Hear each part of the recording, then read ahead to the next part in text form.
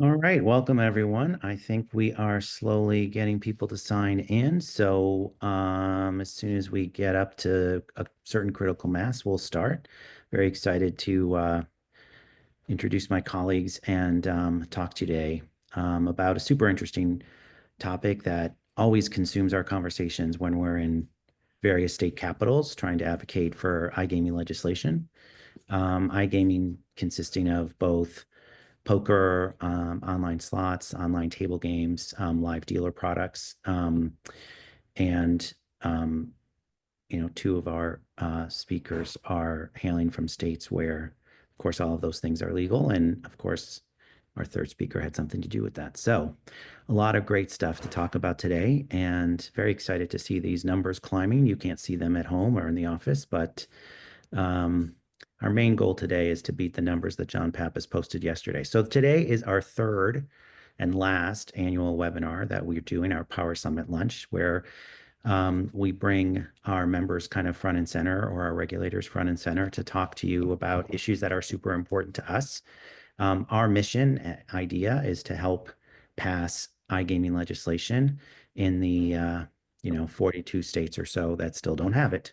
So last year we saw some surprise bills in Ohio and Maryland and elsewhere, Virginia. And what goes on behind the scenes sometimes is not really only talking about tax revenue, but it's also talking about broader economic um, investment and opportunities that are created as a result of iGaming operators participating in the states. And a lot of times when we're advocating for iGaming legislation, it's not really only about revenue, although that's a big matter, but it's also about broader economic development. And that's what we're here to talk about today. So my name's Jeff Ifra, and I'm co-founder of IDEA, which started about 10 years ago. At the same time, iGaming legislation was legalized in New Jersey, when some operators who are some of our founding members came to realize that we were going to need to operate state by state. And as a result, we were going to need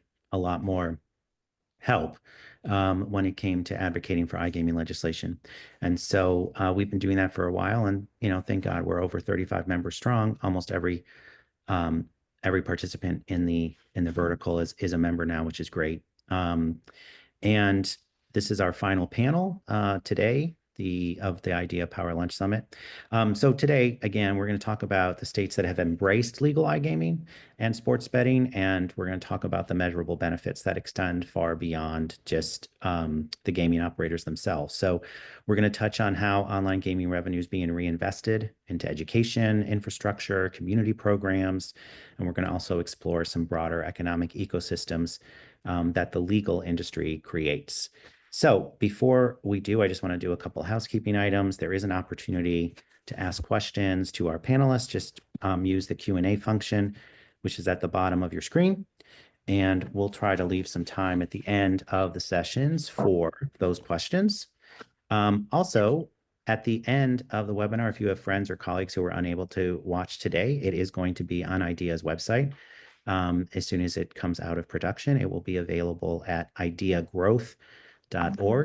Idea.org was not available. So it's Idea Growth, Economic Growth, GROWTH.org. And we will post it there when we can. Before we get started and introduce our panelists, I was just going to ask Jody if she could post a polling question. Found this is a good way to see if our almost 100 strong listeners today are awake and paying attention. I hope I haven't put anyone to sleep so far. So the first polling question is, what groups benefit from online gaming tax revenue? And we have four choices: seniors, college students, firefighters, all of the above. Who benefits when iGaming tax revenue is distributed after it's collected by state regulators? Brant, you can't vote, so stop trying to vote. I know I kept trying to vote and Yeah, it won't let no, me do it. I know. I was thinking of doing all of the above, one and three, but not two, two and three, just kind of remind us of the full college experience. All right, Jody, can we see close that and then post the results? Wow, people are awake. They've had their coffee. They're educated, strong. Also, it's very safe to go for all of the above, which is the correct answer. But Sean, I want to introduce you first, and if you could just say a few words to the folks who don't know you, although I find that hard to believe, and maybe give us your reaction to the polling question. First off, good job, everybody. I think you nailed it.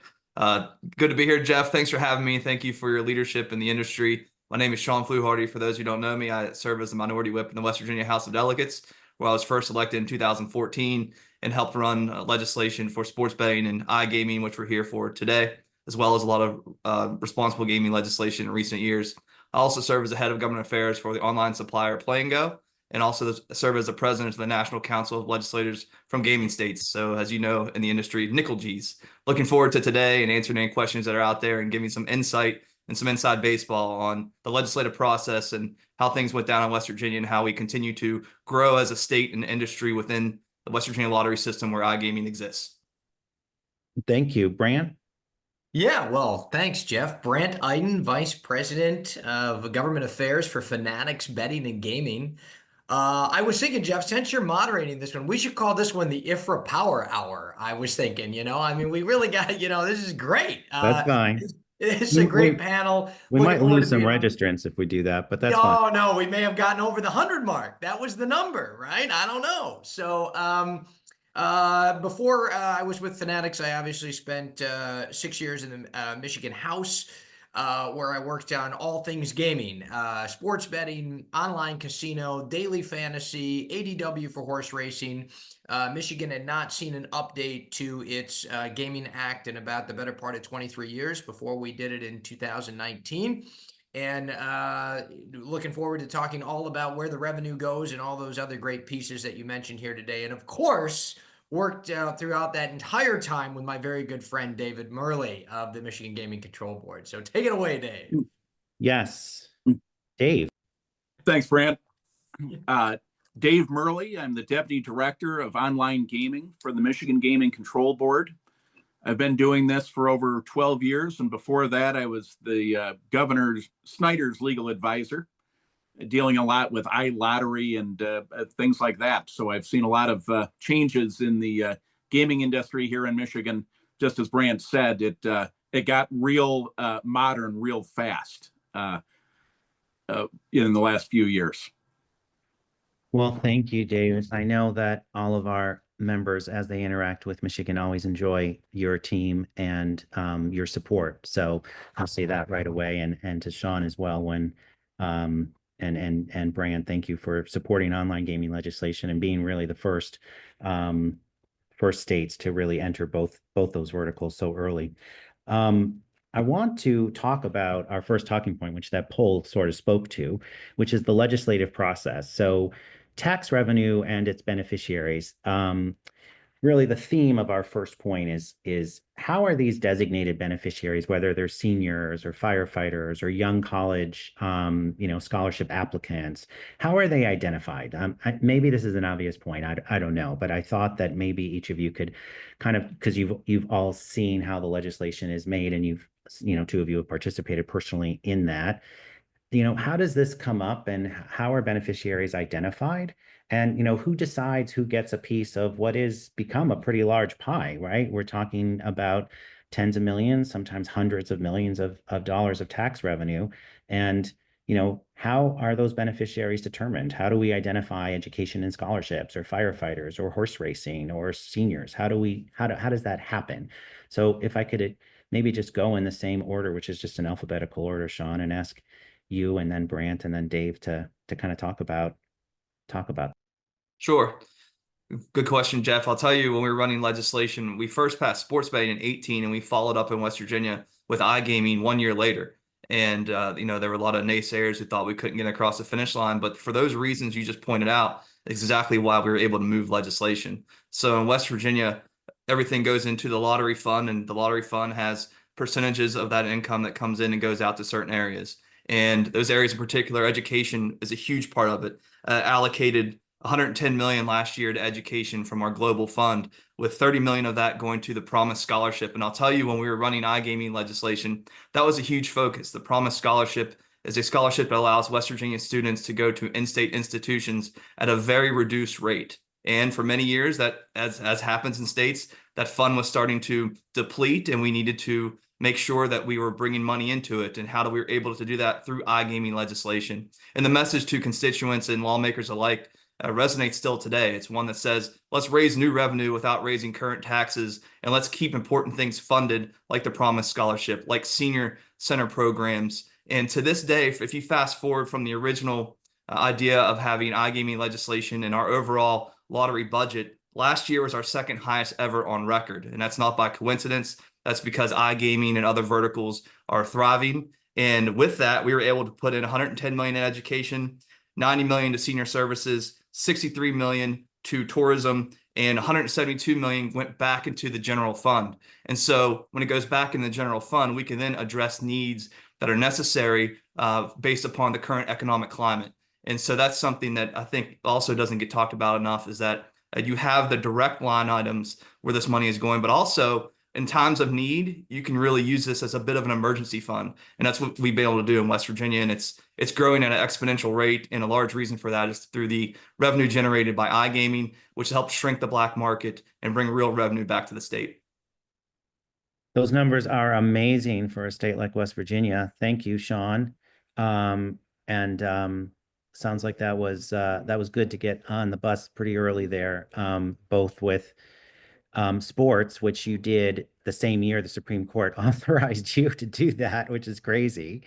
And also, just a year later with online gaming, which is amazing, recognizing the opportunity of really leveraging, both of those verticals. Brant, tell us about Michigan and how sausage was made there. Yes. So since Sean started with throwing out the numbers, that's where I'm going to begin before I jump into that question. And let me just hit you with this one right out of the chute. Over $2 billion in state tax revenue since 2019 in the state of Michigan. One more time, $2 billion with a B, Jeff. So Wow. that's a tremendous amount of money. And I know Dave's going to get into a little bit of parsing out where those dollars go and how they get divided up.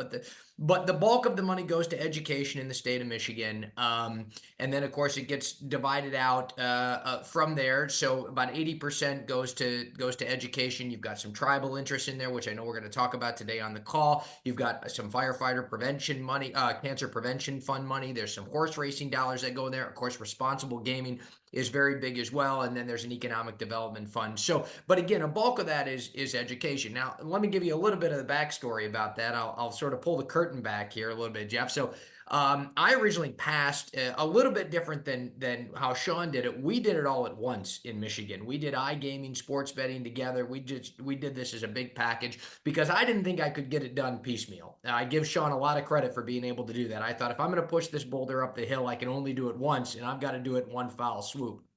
And so we were able to do it all at once. Brant, can you just explain to everyone who's watching, when you say you were able to do that, what was your role at the time in the legislature? Oh, sure. So I was the bill champion and the bill sponsor at the time. Sorry, I missed that part, Jeff. I apologize. Back when I served in the legislature, I termed out in 2020. And so my first go around at this, I was there for 6 years. I worked on this, as Dave will tell you, a majority of my time there.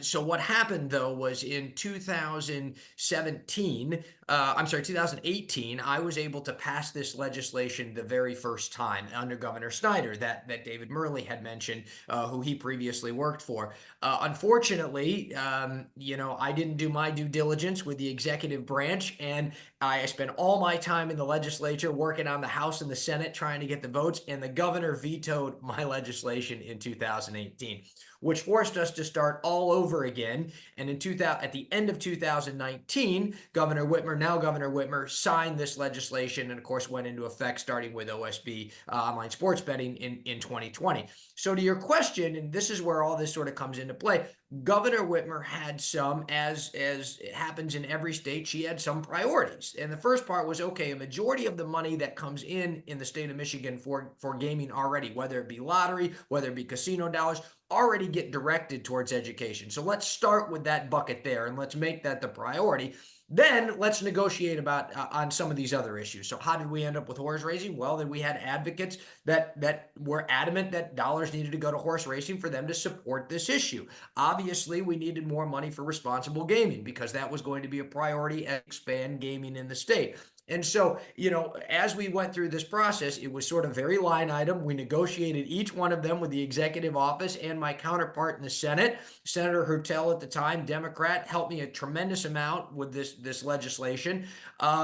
And so we were able to negotiate each piece of this and get it passed. And of course, now the recipient is the state at over $2 billion. And I don't just want to highlight the state because this really does support everything all the way through. The state wins, the schools win, the tribes win, which I know we're going to talk about, operators win, and this really has become a win-win all the way around for both the industry and the state. But it is that sort of negotiation process that takes place, and it does take a long time. 6 years plus a veto the first time around. I will tell you, there were times I wanted to give up on the process. As Dave will tell you, I was pounding my head against the wall a few times, but we're happy we got it done, and I think it's been good for the state of Michigan. That's amazing. Amazing. Dave, can you talk to us a little bit more about selecting and identifying those beneficiaries and how they came to be? I think Brant and Sean kind of set the groundwork that these are beneficiaries, some of whom may have been necessary to gain support for the legislation, but I don't think that's the whole story, right? Correct. And first, let me say, I've been around politics and government for over 30 years. The fact that this thing passed, and all the constituent groups with different interests, and they were able to get across the finish line is one of the most impressive legislative accomplishments I've seen in my career. I honestly didn't think it was possible, but we start in Michigan for better or worse. Our state government is now, both state and local governments are premised on gaming revenue. Annually, well over $2 billion come into the governments of the state of Michigan from taxes or lottery profits. And so when this came around, when this was introduced, as Brant said, you start with education. That's something people are generally going to support. They also had with the various teachers' pensions, they had liabilities approaching $30 billion. Over the course of the pension, it would take years to pay off. So every dollar that goes into education is actually paying off a debt, a long-term debt. So everyone seemed to agree with that idea. But one thing governors like are these economic development corporations, call them what you will in each state. And so as part of the deal, the governor was able to get a good chunk of money flow into the Michigan Economic Development Corporation, which they use to attract companies and, build the roads they need and get tax incentives, whatever else. So I know the title of the panel was how iGaming revenue serves as a catalyst. Well, this goes right into the Economic Development Corporation, to use those dollars. And people can debate whether that pays off or not. That you read the Wall Street Journal, that argument's been going on for decades, but it is directly used for economic development. But then the problem was, what about Detroit? And a name that everyone on this call will eventually know is a guy named Mike Duggan, Mayor Mike Duggan, a very savvy political operator. He controlled the Detroit delegation, which was going to be crucial. And as a matter of fact, the Democratic part of the legislature probably would not be voting yes on this if the Detroit delegation said no. So the mayor said, okay, we can do this as long as I'm guaranteed to make at least as much money in the future as I make today from gaming taxes. If we make more than that, I get I get more. If this pays less money, the state holds us harmless. So he was brought in. So Detroit got a good chunk of this. And then, as we'll discuss later, the tribes, and just trying to get all of these different interest groups to come to an agreement. And then you had a different executive. You went from a governor who was not overly fond of the concept of gambling improving people's lives or as an economic development strategy, to another governor who was not only more sympathetic with that concept, but wanted a legislative win, something where she could work with a Democratic governor can work with a Republican legislature and work together to get something passed. So you had a difference in the chief executive. And so when the bill came to the governor's desk the second time around, you got a signature. But everyone, there were enough groups that benefited from this that they were able to get it across the finish line. Yeah, I mean, that's amazing context to hear. I remember living through some of that. I remember people talking about how Michigan wasn't New Jersey. Michigan had big cities, not like New Jersey. We're not dealing with like really suburban towns. We're dealing with major cities like Detroit, which are going to have issues. And of course, Michigan has tribes, which New Jersey didn't have.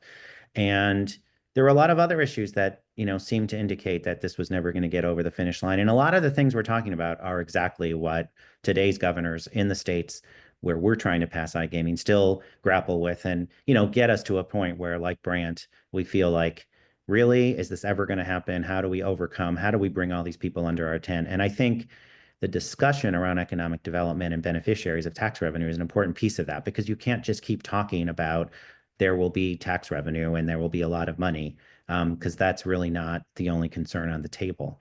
So I think we touched upon this, but can anyone address now, 6 years later, $2 billion, and obviously, Sean, your numbers for the size of your state are even more impressive given the population in West Virginia. Has this been a success for these beneficiaries? Do you feel, and whoever wants to field that, do we have any stories? Do we know that, education, seniors, firefighters, horse racing, has this been successful for them? I think it has, and I want to pick up on what David just said. He made a great point. This is bipartisan.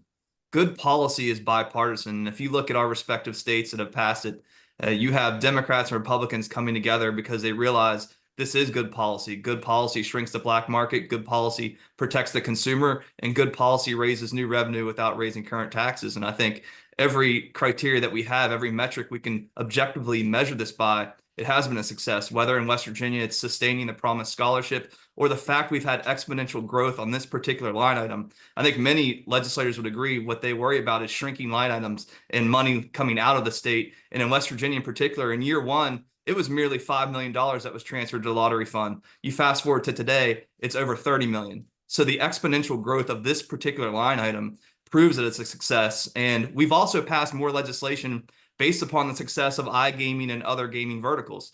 We passed the Responsible Gaming and Research Act recently that I was a sponsor of. And that legislation allows for West Virginia University, an R1 research institution, to use what we refer to as kind of today's value, which is data, right? That's kind of the new 2025 and beyond. What we're focusing on is the data involved with iGaming and other gaming verticals.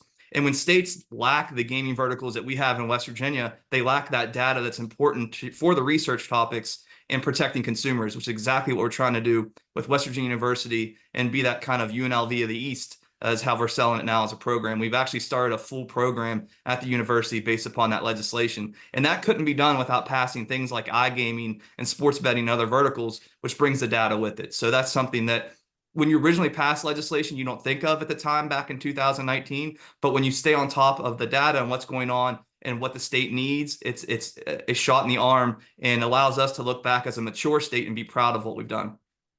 That's amazing.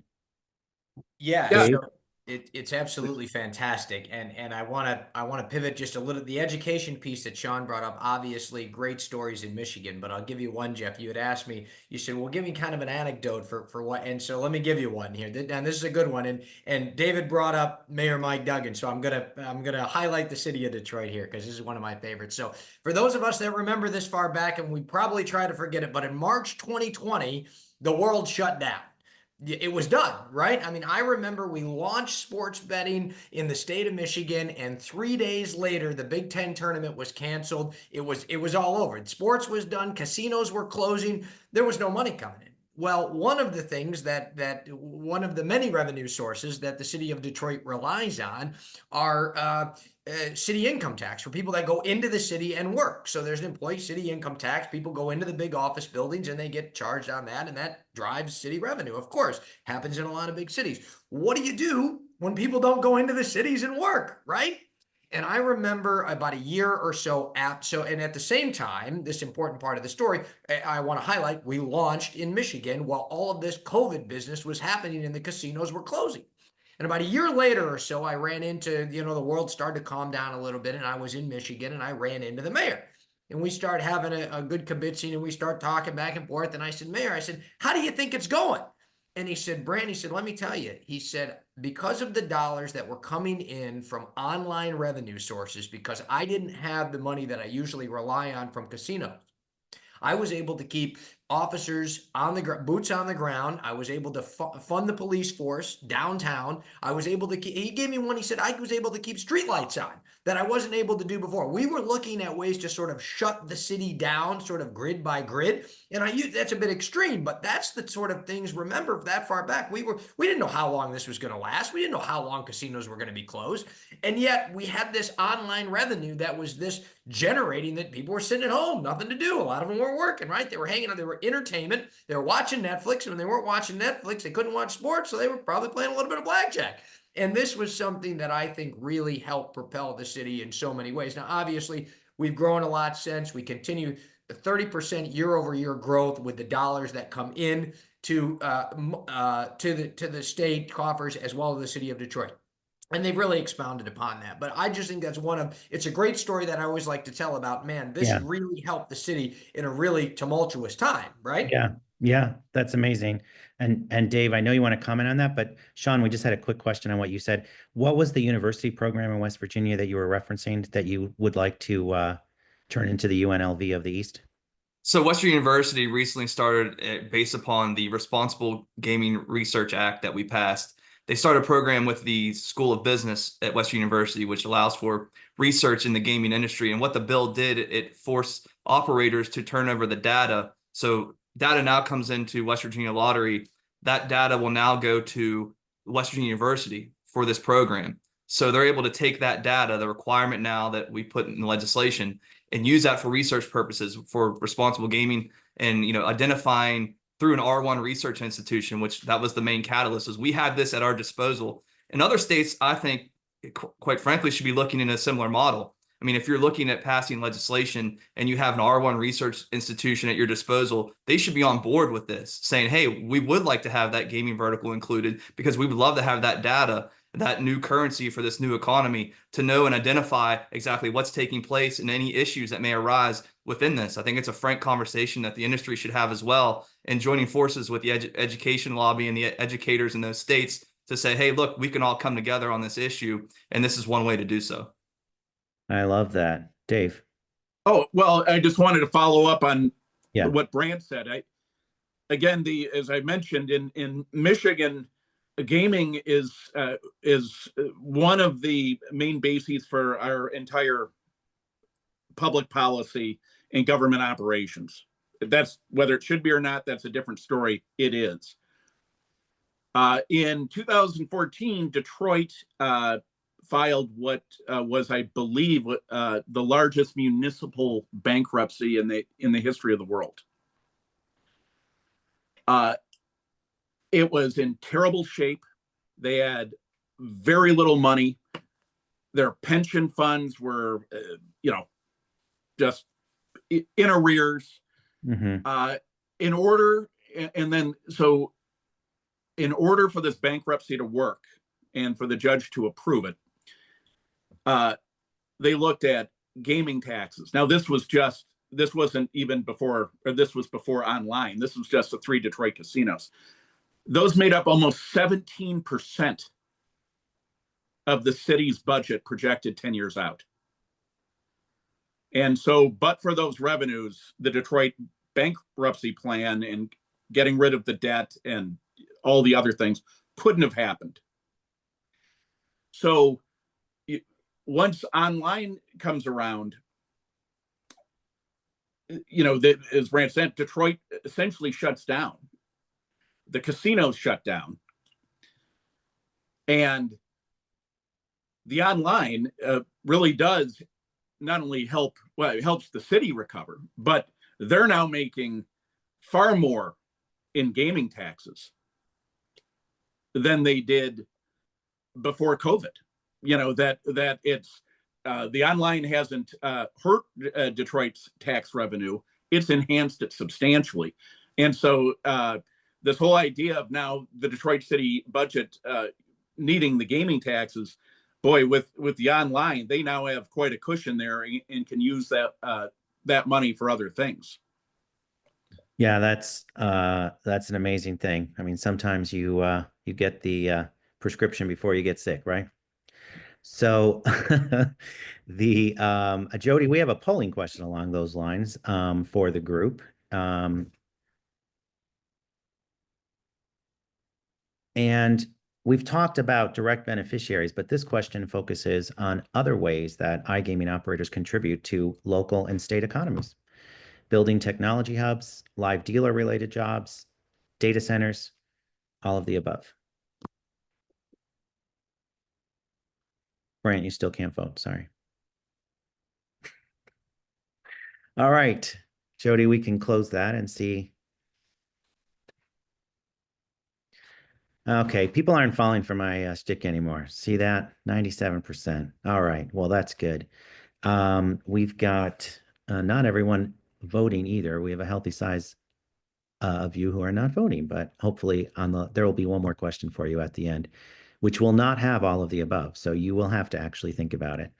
Sean, I want to start with you and then go to Brant and Dave and ask you each to talk about those issues, tech hubs, live dealer jobs, pick one, and talk about the investment in the local community, not the beneficiaries receiving the tax revenue or portions of it like we just talked about, but now talking about local investment in the community from gaming operators. Yeah, and I think Brant and Dave will be able to speak to this much better than I can with Michigan, where there's thousands of jobs have been created through the live dealer requirements and their legislation. And I think other states with that size and larger should be looking at similar requirements. Now, our state does not have that. Quite frankly, we don't have the population for it. And we knew that ahead of time. But we understood the liquidity issue. We jumped into the Masiga agreement, which, Jeff, I believe you're the creator and the creator of that Masiga agreement, or at least one of the fathers that's attached to it. And yes, you've done a great job. And we knew that ahead of time that we need to be part of that agreement. But when you look at other mature areas, I think of Ontario as a prime example. Ontario, if you look at a 2024 report, whether it would be direct, indirect, or induced, roughly 15,000 jobs have been created because of the iGaming legislation in Ontario. And you look at that model, that's something that will flow through other states, whether it's a live dealer requirement or it's inducing technological jobs to come in and be a hub in those areas. That's something that this legislation does. And technology moves much faster than politicians do and legislation does. So I think it's important for these companies to get in on the ground level, and whether it's a province in Canada or it's a state in the US, to be part of the economy, part of the community, and giving back. And you're seeing that, whether it's in Michigan or other states, and many states that are looking at iGaming legislation, when they realize that it can be a job creator. A lot of people who are against iGaming like to say that it doesn't create any jobs, but if you get down to the facts and not talking points, you realize that it can induce job creation. And that's what every legislature and lawmaker wants to do. And so that's something that doesn't get enough credit but the data is there, whether it's Ontario or Michigan or other places, to say that yes, we can create jobs through iGaming legislation, and here's how it's done. And Sean, as the head of Nickel Cheese, knows that that's exactly what legislators think. They think in these other states that our members live in a cloud somewhere overseas, somewhere who knows where. They're not part of the local community. They don't create jobs, and they become less relevant because constituents to a legislator, most important is jobs and contributing to the economy. And Dave, you know something about jobs for a live dealer. We talked about 15,000 in Ontario through tech jobs, and live dealer jobs have a nice amount in Michigan, right? Yes, we have right now over 1,000 licensed people in the live dealer studios. Add in some that are not licensed, don't need a license. And one of the live dealer studios, Evolution, has announced they're going to open a second studio in Michigan because of this has been so successful. They want to set up in another part of the state. And so that will be more real estate and, of course, more live dealers. So that has been substantial. Those tend to be unionized jobs. They pay usually between $20 and $25 an hour. There's benefits. It's something where they have a chance to move up within the organization or take those skills and use them in the casinos. I think that's a great point. When we were preparing, Dave, you mentioned that the idea of pivoting from online to land-based with your new job skills. I mean, that's such a cool concept to think about as a talking point for the industry. Actually enhancing the core of employees that are available for land-based by creating these sort of, starter types of jobs in the space. It's fascinating. Brant? Yeah, I want to highlight something that Sean said because it may have been overlooked because he made a great point there, which he rarely does. So I want to highlight that. I got to give him a hard time, by the way. I gotta bust his chops a little bit. But I'm Sean, glad you dressed up for this webinar, Brant. I Good job, absolutely buddy. do. All the way, thank you. Yeah. So look, Sean mentioned something. He said there's folks out there that basically say that no jobs are created. Well, he's absolutely right. There's actually a formal association out there that works against iGaming across the country. And I've heard these people get up to the microphone and say, well, these big companies are going to come in and they're just going to make money and they're not going to do anything for the state. I can't think of anything else that's a bigger bunch of hogwash that I've ever heard in my life. I mean, in fact, one of these companies that's a member of that association creates iGaming jobs in the state of Pennsylvania. And they say it doesn't create any. And so we've got a situation here in Michigan where over 1,000 that Dave brings up, I've heard a number closer to 1,500. And I think it's counting those licensed versus non-licensed is the actual number. You come to the state of Michigan and tell those people they don't have a job. I want to hear someone from that organization say, well, what, this didn't create a job. Tell that to the dealer that's dealing blackjack, where by the way, they're running 3 shifts in these warehouses. They're coming to now Grand Rapids. They're in Detroit. Try that argument. Well, iGaming didn't create this job. Well, then what did? Why do I have a job here? I think it's a bunch of malarkey, and I hate hearing it. Obviously, I get a little fired up about it because it's ridiculous for them to say that no jobs are created. Sean made a great point. Well, Sean, I guess we shouldn't have been so hasty and worrying about what Brant was going to say because basically saying how great you are. So I think we're okay. But Dave, it's so interesting. We're toggling between so many important points that become the advocacy points in these various state capitals. So the first one is who benefits. The second one is tell me about what kind of jobs you create. And sometimes when we go into states that have tribes, the third one is how is this going to benefit the tribes? And give us a little bit of insight, Dave, into how this benefits the tribes. What kind of tribes are we talking about? A lot of states have, Wisconsin right now is grappling. We represent one of the bigger tribes there. And it's like you have big tribes who want it all in, and then you have smaller tribes. Can they really play a role? And then there's, fights between, well, how many licenses should there be? And maybe in a smaller state, not everyone should get one.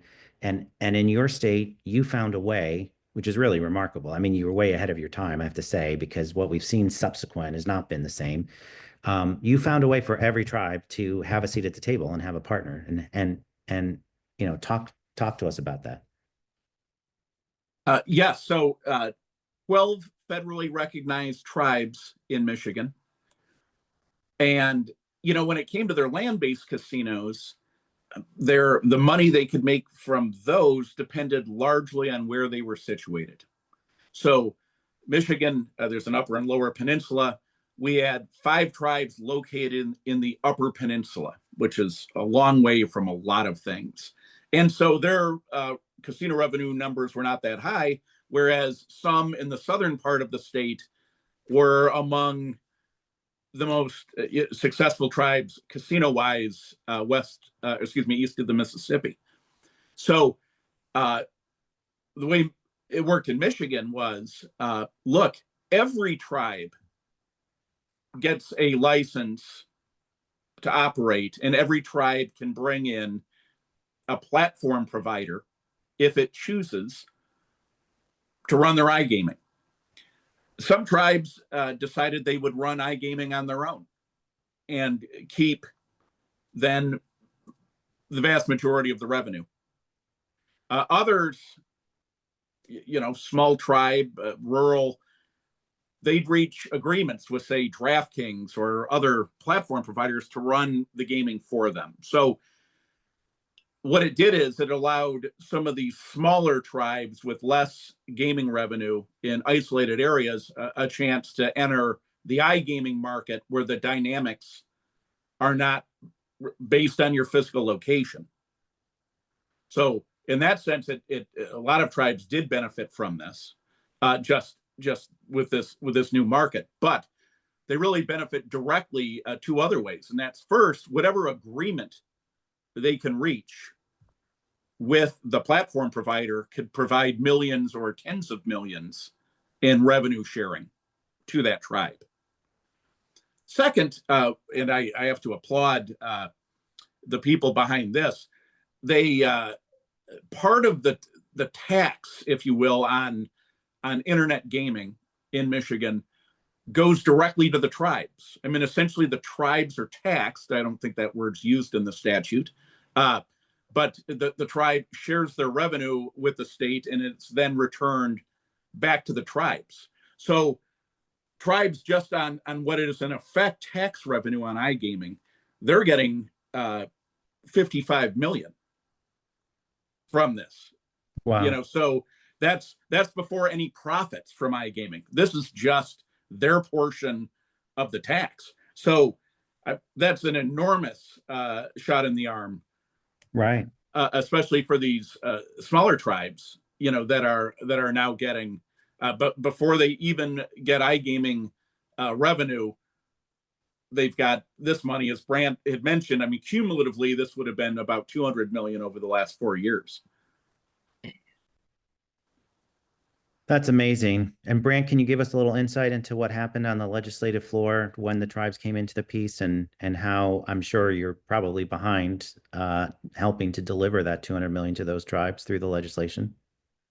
Well, yes, as Dave mentioned, I will tell you, this has been just such a huge boon for some of these rural tribes. I can tell you that, for example, Fanatics the Sportsbook is partnered with Lockview Desert Bay Band, which is way up in the most northwest corner of the state in the UP, up in the Upper Peninsula, and that tribe is actually closer to Green Bay than Detroit. And so think about that, right? They're 2 hours from Green Bay. They're about 8 hours from the city of Detroit. And yet, because of online gaming, they have access to the entirety of the state and all of the customers in the state.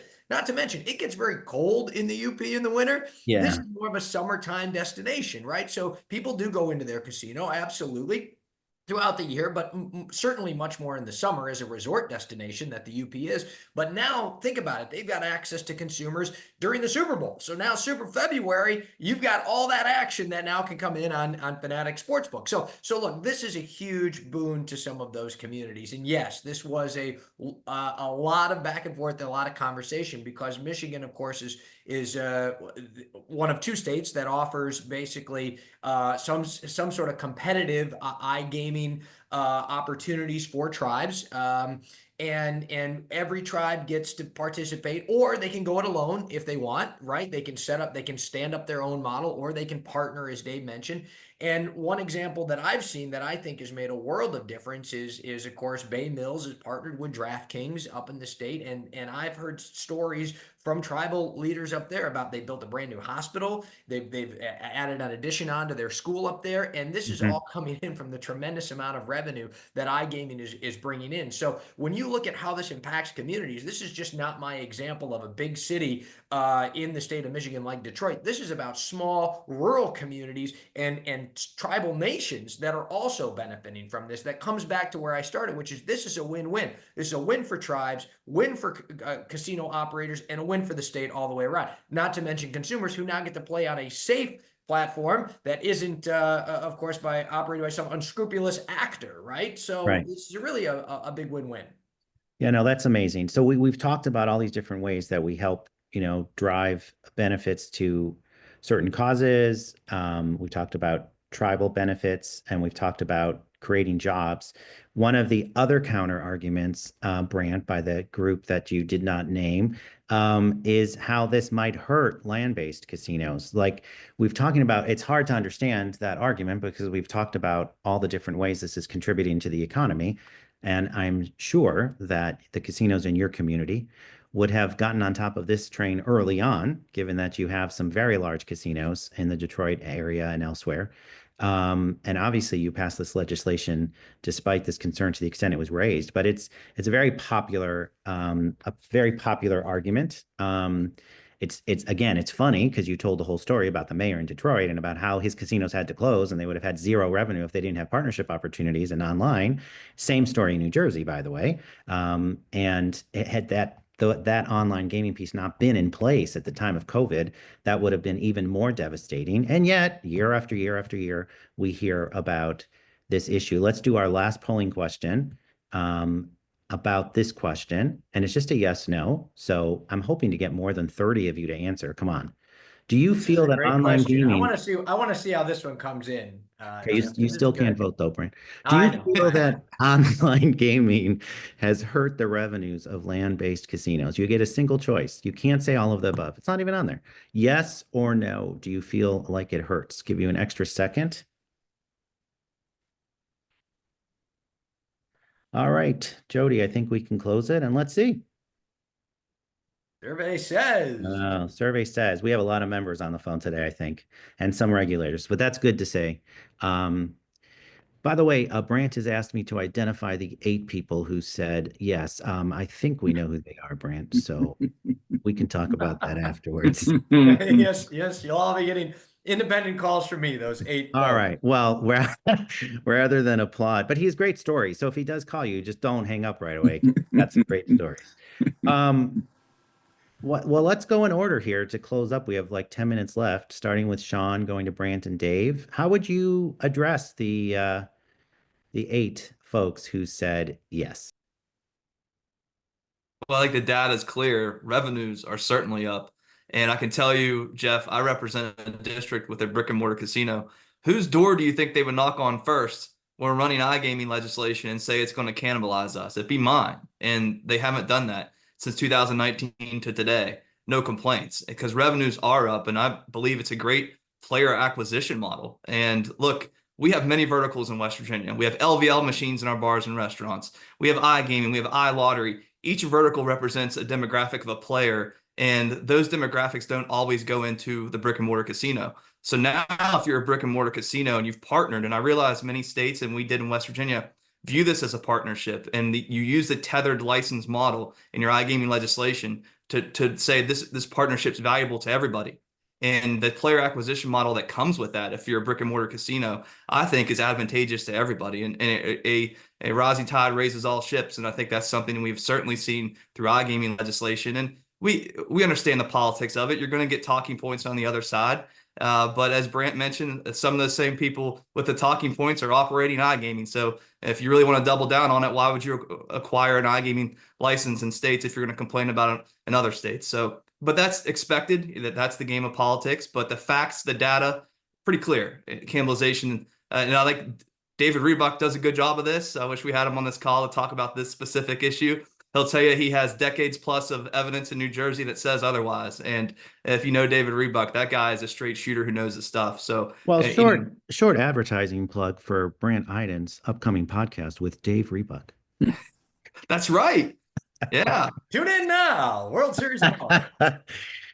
Brant, what do you say? Obviously, those are all great points, and Those I are love the practical point, Sean. I mean, if these casinos were upset, they would come and talk to you. And when we sit at the table, like last year in Annapolis, I'm sitting next to MGM, right, $2 billion facility in Maryland, sitting next to Caesars, who built and brought incredible economic contributions to the downtown city of Baltimore, and not the greatest location, and did that with fanfare. And we're sitting next to Penn, who has Penn Hollywood, and all of these three casinos are saying, no, it doesn't cannibalize. It complements. These are different customers, like Sean said, and we're actually getting introduced to new customers who may even enjoy an opportunity to come in and actually get a free room or drink or see what it's like inside one of our beautiful properties. And notwithstanding sitting with those casinos, you hear opponents come up with no data and no evidence and seem to actually have a few fans on the legislative side to their argument that no, ignore what all the largest casinos are saying. It's not true. Brant? Yeah, well, look, I mean, what you both have highlighted, and I know Dave is going to highlight some numbers in the state of Michigan, but I will tell you that I recently saw some numbers from about 3-4 months ago, and Dave can speak to this, that now the casinos, the brick and mortar casinos in the state of Michigan, are finally back from a revenue perspective to their pre-COVID levels. And I think that sort of says it all. You had this COVID dip, and it's easy for the naysayers to point to specific data points between 2020 and now that say, well, there were dips, right? And there's been a dip since COVID. Absolutely. But you look at Michigan, and it's taken 5 years for those numbers to catch back up. And that's been with the advent of iCasino at the same time. So you've got online casino that's growing 30% year over year, and you have more people going into the casino at the same time. So look, I mean, it's hard to dispute the fact. What I think what it comes down to, and this is what I'm now sort of saying, is you've got companies that just don't want competition. They believe that they've cornered the market over years of their investment in the state, and they believe that they have some sort of right to gamble. That's not at all how it works. A gaming license is a privilege in a state, as Sean will tell you, as David will absolutely tell you. It is not a right. Yet some of these companies go around state to state and think that they have a right. And it's just very simple. They don't want to compete with the likes of FanDuel and DraftKings that have a majority percentage of the market because they have great products. Banana Sportsbook, great product, right? That's why we're catching up in the marketplace. They don't have good products. And I think that that's the issue. And it's about competition. It's not actually about worried about losing anything in their brick and mortar casinos, because they can't point to any data point when I can show you in Michigan that hasn't been the case. Job openings. I was just at MGM on a wonderful tour on Monday. I talked to their CEO there, and he said, Brant, go on our website today. We've got a laundry list of job postings available right now that I need. I can't find enough people to work in this casino. Yeah. Well, that's great passion. And the one thing that we love at IDEA is having our own members, make these arguments for us. These aren't, you are testifying to these issues, and you can speak to all those issues, and those are all amazing data points. And hopefully we're educating the few people who may be reading stuff to the contrary. Dave? Yeah, we don't think the iGaming is cannibalizing the land-based. And it's always very difficult to isolate what's causing trends, and what would have happened but for this other thing. That would involve calculus and stuff and way beyond my comprehension. But what happened certainly with COVID, the land-based casinos, especially in Detroit, they shut down, as Brand has mentioned. And they've only very slowly come back. Is that because of iGaming? Again, we don't think so. I mean, the numbers aren't continuing to deteriorate. They're actually increasing. And it's one of those factors like, look, chronic absenteeism in schools is way up since COVID. You know, office occupancy rates are way down since COVID, and many have not recovered. The COVID seems to have left, just changes in society, some of which snapped back, some didn't.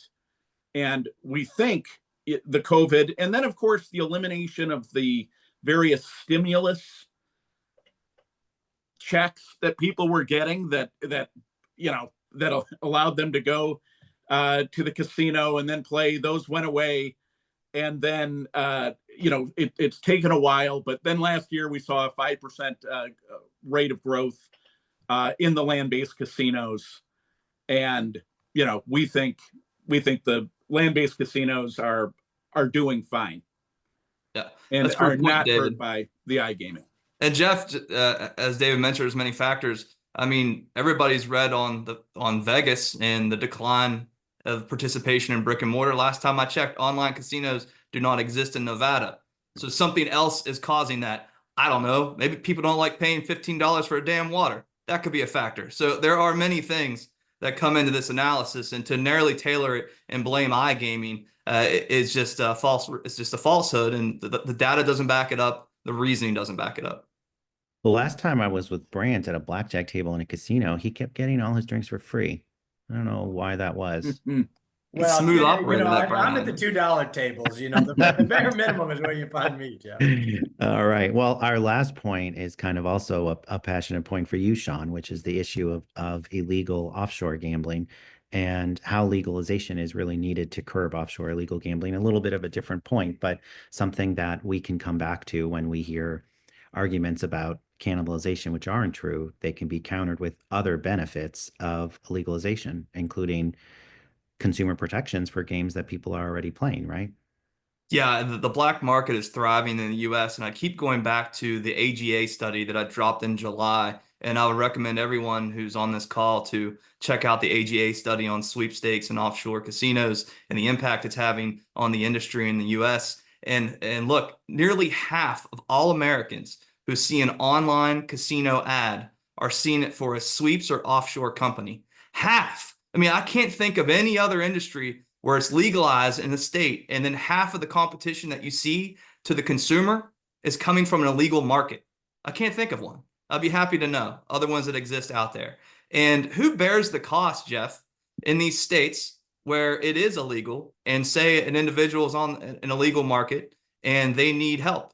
Who bears the cost? Taxpayers of those states, despite the fact that these states do not have legalized iGaming. So what do you do as a lawmaker? Virtually every state constitution that I'm familiar with, even in the preamble, talks about the general welfare of their constituents and the obligations that come as a lawmaker with that constitutional, the constitutional analysis and oath that you took. Well, it's to protect the consumer. And there's no better way to protect the consumer when it comes to this industry than regulation, because regulation comes with consumer protections.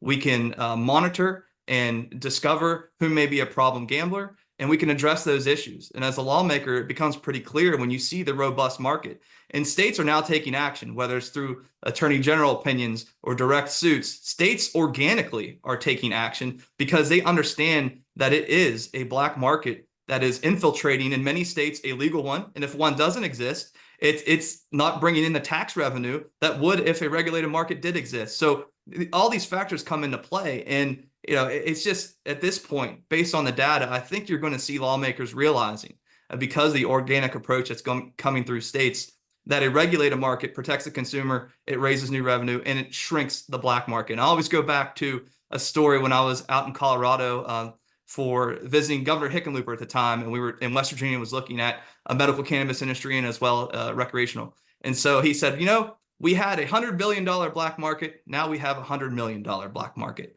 And what he means by that is not 100 billion, 1 billion to 100 million. So what he means by that is the consumer, when given the choice, will choose a regulated market.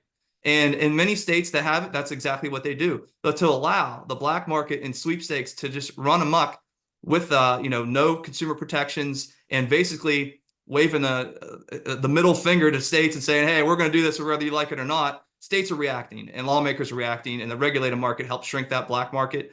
And you're going to see, I think now, 2026 and beyond, states taking this issue, and thanks to good research by the AGA and others, to show, hey, we're going to protect our consumers and we're going to regulate the market.